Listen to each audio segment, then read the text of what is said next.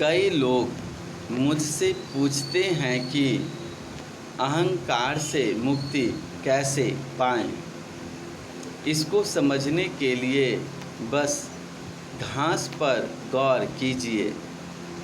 घास की गिनती सबसे मामूली चीज़ों में होती है, फिर भी इसके बिना असंख्य प्राणी अपना जीवन नहीं जी पाते।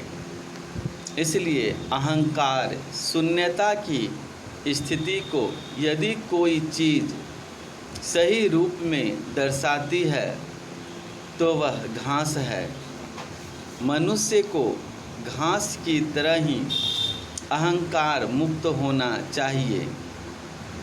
किसी किस्म के श्रेष्ठता बोध, हीनता की भावना से दूर रहने की कोशिश में ही मनुष्य जीवन की वास्तविक प्रगति है, क्योंकि ये एक प्रकार से मानसिक रोग हैं। ये मानव प्रगति में सबसे ज़्यादा बाधक हैं। मेरे एक परिचित के पास बड़ा बगीचा था। बाग के बीचों बीच उन्होंने अपना निवास बना रखा था। एक रात उनकी पत्नी को लगा कि बगीचे के कोने में भूत खड़ा है। वह डरकर जोर से चीख उठी और बेहोश होकर गिर पड़ी। कुछ समय बाद डॉक्टरों ने उन्हें मृत घोषित कर दिया। इस हादसे के कुछ दिनों बाद एक रात मेरे परिचित अपने शयन कक्ष की खिड़की पर खड़े पत्नी को याद कर रहे थे।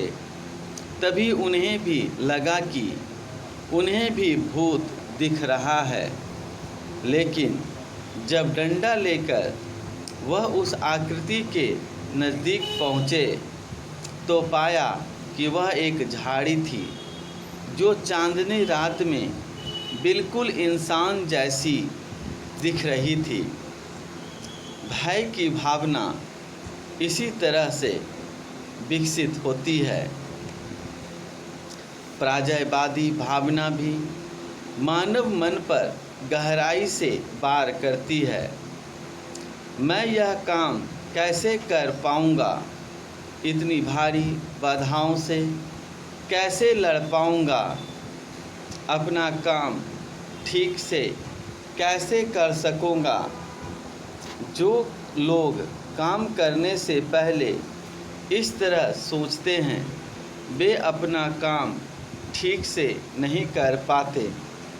साहसी लोग ही अधिक सफल होते हैं। इसलिए अध्यात्म को समझना यहाँ उपयोगी साबित होगा। आध्यात्मिक पथ का सबसे आवश्यक पहलू यह है कि मन को एक बिंदु पर केंद्रित किया जाए और अंत में उसे परम पुरुष को समर्पित कर दिया जाए। लेकिन जो लोग श्रेष्ठता की भावना से ग्रस्त हैं या अति प्रशंसा पाकर अहंकार से ग्रस्त हैं, उनके लिए मन को उसकी वस्तुओं से हटाना असंभव है। निराशा होने पर उनका मन आसानी से अपनी एकाग्रता से दूर चला जाता है। ऐसा मन कभी भी परम पुरुष को समर्पित नहीं हो सकता।